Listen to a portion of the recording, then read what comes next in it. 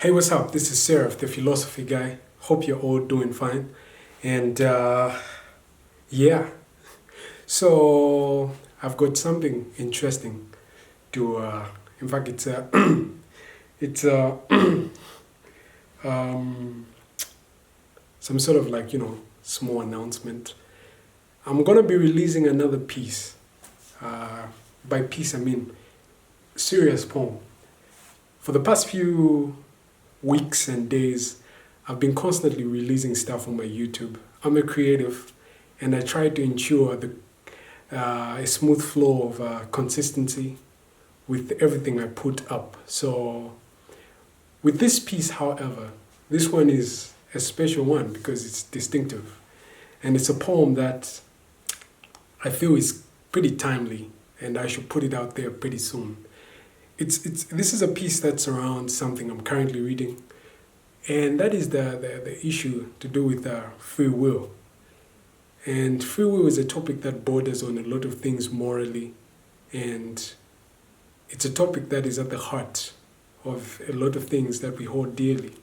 It's a topic that has the potential to kind of strike a cultural divide, like that we saw with the contention of the evolutionary theory of biology, or the divide and the polarization that came about due to Darwin's evolutionary theory or theory of evolution.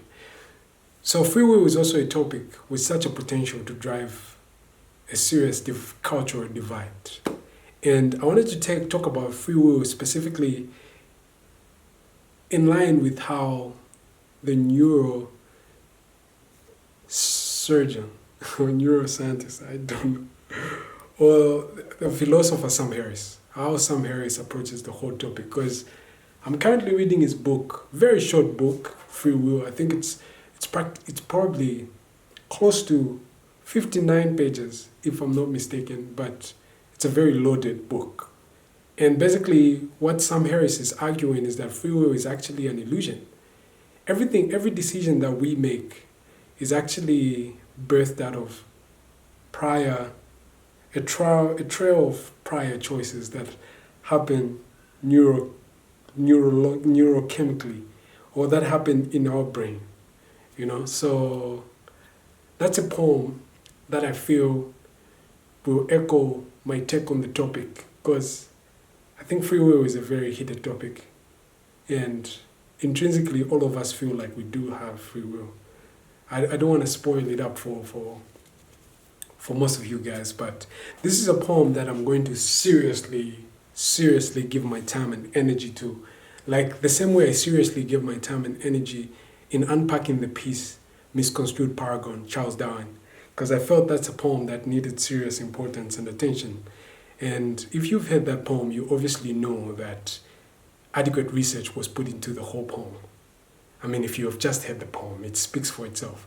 So this is also something I want to seriously consider. I want to talk about determinism. I want to talk about compatibilism. I want to talk about the illusory of free will. I want to talk about Dan Dennett's viewpoint. Do we really have free will? Because Daniel Dennett and Sam Harris had a very, very lethal disagreement on this topic. And it just doesn't feel right when Dennett and Harris are fighting. It's not supposed to be. It's like when your parents are fighting. It makes you a little uncomfortable. They are not supposed to be fighting. I mean, come on. Dennett and Harris cannot be fighting. I mean, what the heck? So, yeah, because the topic is one of serious importance. It really makes a lot of things hard to take in. So I thought I should take that stance on free will, and considering the fact that